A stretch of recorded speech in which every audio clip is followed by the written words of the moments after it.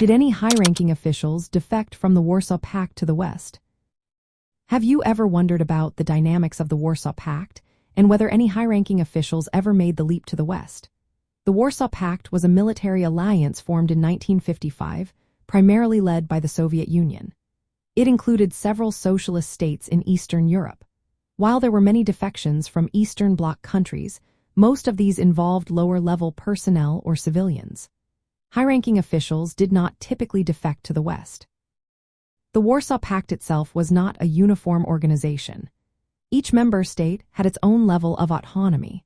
For example, Romania famously chose not to participate in the Soviet-led invasion of Czechoslovakia in 1968.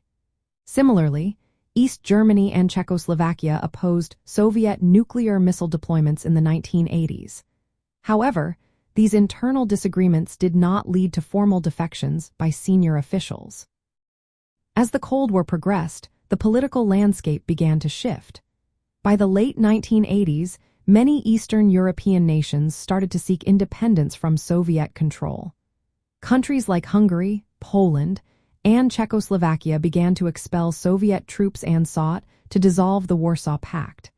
This was more about political realignment than individual defections. The end of the Warsaw Pact came as a result of collective decisions made by member states. Leaders of these countries opted to break away from the Soviet sphere of influence rather than defecting individually.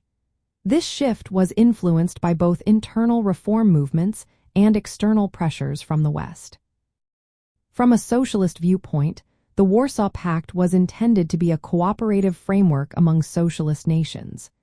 It aimed to counterbalance the North Atlantic Treaty Organization and protect socialist achievements.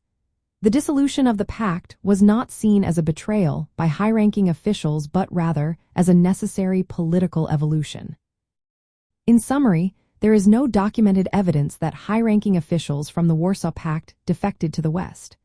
Most defections were from lower-level individuals.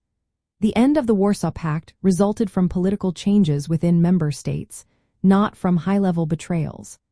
Understanding this context helps us appreciate the complex political dynamics that shaped the Cold War and the eventual dissolution of the Warsaw Pact.